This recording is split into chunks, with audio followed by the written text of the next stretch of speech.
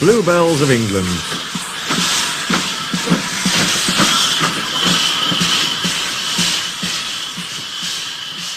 The bluebells are coming, ho, ho, ho, ho, the bluebells are coming, ho, ho.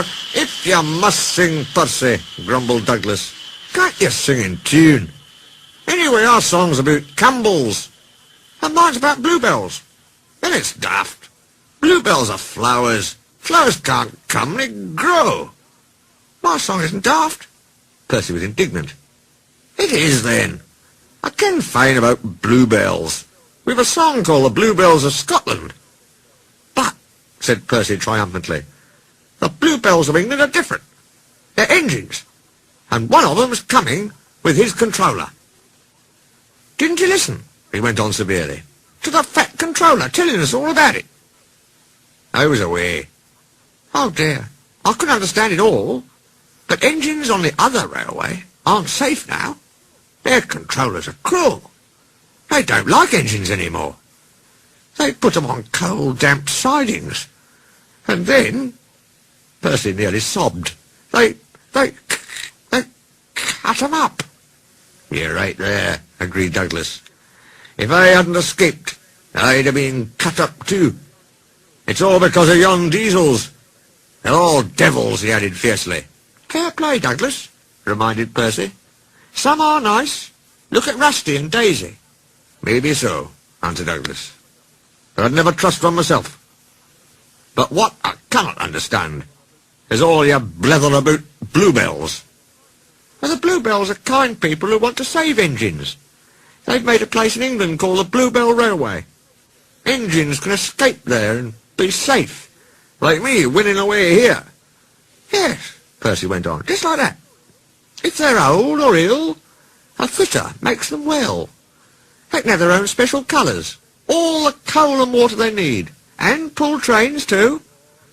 That's braw hearing, said Douglas with feeling.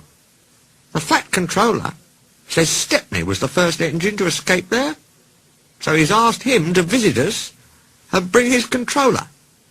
But, objected Douglas, how about yon diesels? Mightn't they catch him on the way?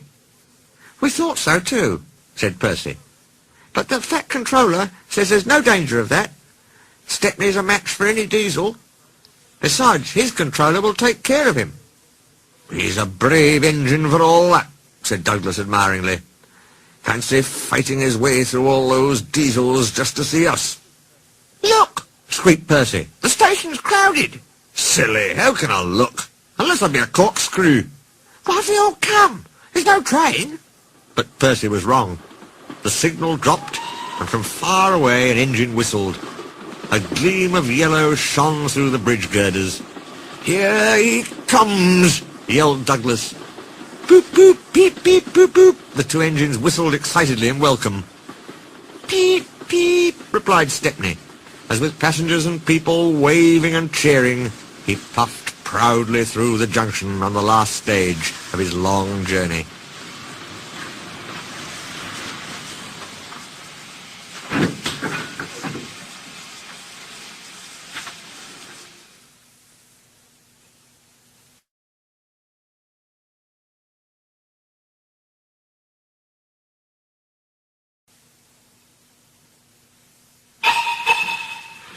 Stepney's Special.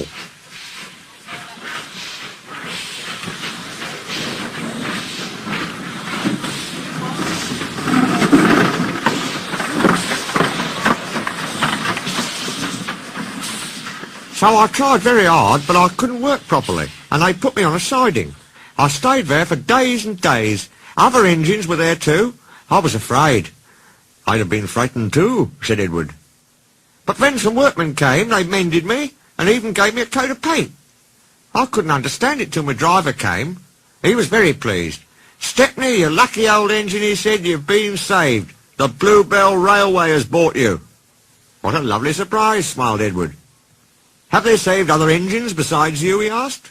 Oh, yes, answered Stepney. You'd like our Bluebell and Primrose. They're twins, he chuckled, and it's like as two peas.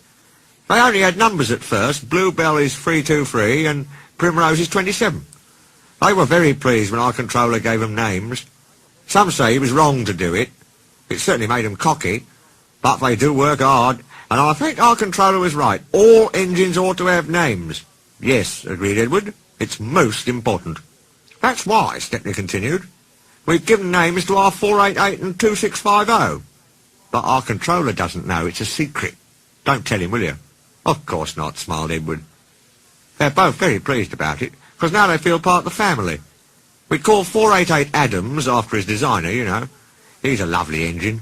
A South-Western from Devon. He can stroll away with any load he's given. Cromford, who's 2650, has been pulling trucks up high peaks in Derbyshire. He's tough as Cromford. He had to be for that job. Captain Baxter's tough, too, Stepney went on. And rather rude. But he's worked in a quarry, and you know what that does to an engine's language and manners. I do indeed, said Edward gravely. He's a good sort, really, said Stepney. I like him. We both miss our work with trucks. He paused. I oughtn't to say this, he went on, after everyone's been so kind, but our line is very short. I never get any good runs now. I miss them dreadfully. Never mind, smiled Edward. Perhaps you'll get some while you're here. Stepney said goodbye to Edward, and then returned to the big station. There he helped Duck shunt the yard. They were soon great friends and enjoyed their afternoon together. Thomas arrived before they'd finished, and stayed till it was time for his last branch line train. But that train's tail lamps were hardly out of sight when the two engines heard a commotion at the station. "Hello," said Duck. "I wonder what's up." Presently the night-duty shunter came hurrying to the shed. The bell in the cabin on the branch line rang once, then 5, pause 5. That means shunt to allow following train to pass. The signalman was puzzled. He telephoned control. "Oh, a special, is it? Ah, I see." Thomas and his passengers grumbled at being delayed, but there was no help for it. Soon they heard an unfamiliar puffing. Express headlamps swayed and twinkled. Then Stepney, pulling one coach, loomed in the station lights. He slowed to exchange tablets, whistled a greeting, then gathered speed into the night. "Well, bust my boiler," said Thomas the tank engine. "Shunted," fumed Thomas next morning. "On my own branch, too. It's a disgrace." "I'm sorry," said Stepney. "I was a special," he explained. "Why?" "An important passenger came after you'd gone. He said he must get home and ordered a special. Duck kindly let me take it. We had a splendid run. No record-breaking, of course, but... "Ah, well," said Thomas modestly. "Perhaps when you know the road as I do—" "Exactly," put in Stepney. "You're such an expert." Thomas, flattered, forgot he was cross, and told Stepney all about his branch line.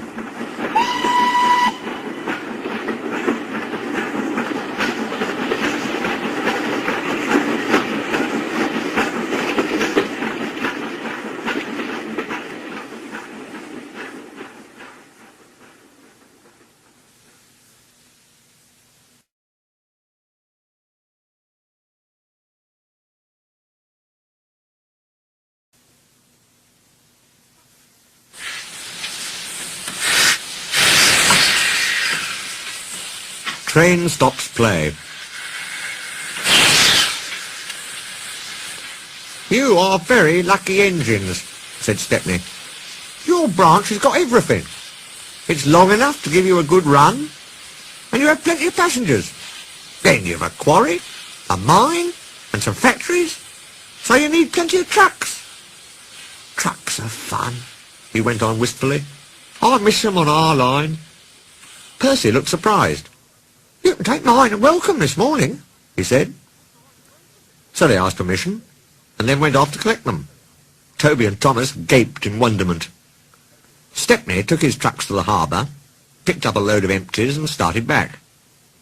On the way they were stopped by a signal near a cricket field, where a match had just started. They settled down to watch. Presently some fielders came towards them and waved. "Could you move, please?" they asked. "Your last few trucks are behind the bowler's arm." "Sorry," smiled the driver. "Will this do?" And he eased Stepney forward till he stood under the signal.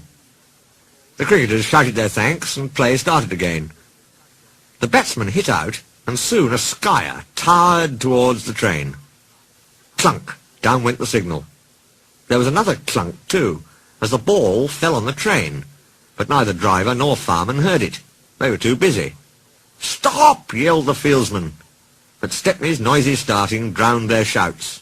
"Come along! Come along!" he puffed to the trucks, and left the frantic fieldsman behind. "Our one and only ball," they said sadly. 4 of them piled into an ancient car. "Wake up, Caroline," they said. Caroline coughed crossly, reluctantly came to life, and they rolled out onto the road. Stepney wasn't hurrying. He had just crossed the river when Caroline came up behind. "Toot, toot," she wailed.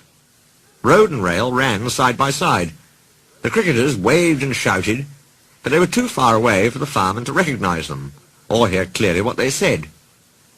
"If these jokers want a race," remarked the driver, "they can have one." He advanced his regulator, and Stepney drew ahead. Poor Caroline wasn't happy. She rattled along at twice her usual speed. "Master shouldn't treat me like this," she grumbled. "This pace is too hot for my system. It'll fuse all my circuits." "Hurrah!" she exclaimed. "That silly train has run into a hole, so we can't catch it. Now Master will have to be sensible and go home." But Master didn't go home. Caroline nearly boiled with fury when he made her climb a steep hill and run down to the station on the other side.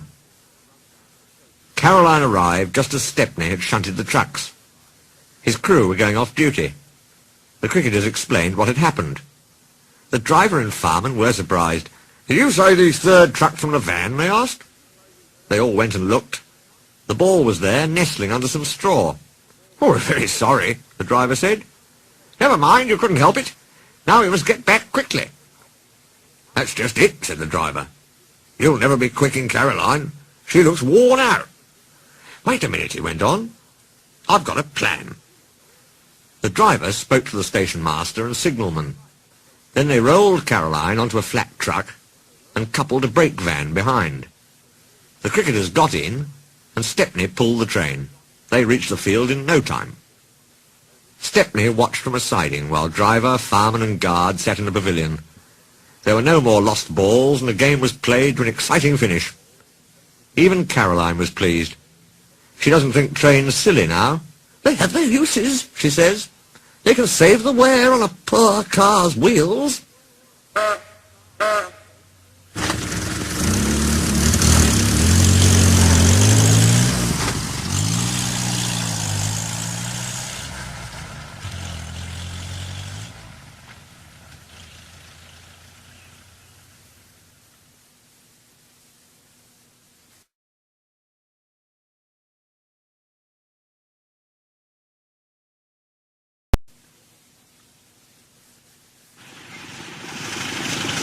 Bowled out.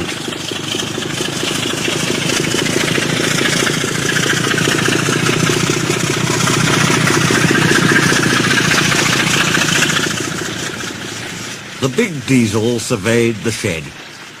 "Not bad," he said. "I've seen worse. At least you're all clean." The engines gaped. "It's not your fault," he went on, "but you're all out of date. Your controllers should scrap you. Get engines like me. A fill of oil, a touch on the starter, and I'm off, with no bother, no waiting. They have to fuss around you for hours before you're ready." At last the engines found their voices. An inspector had to come and stop the noise. They held an indignation meeting early next morning round the turntable. "Disgraceful," rumbled Gordon. "Disgusting," said James. "Despicable," stuttered Henry. "To say such things to us," burst out Donald and Douglas. "It's to teach him a lesson we'd be wanting." But no one had any good ideas, and at last they all went off to work except for Duck and Stepney. "Never mind," said Duck.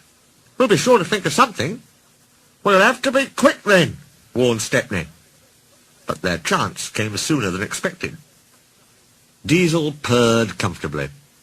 He was being warmed up well before time.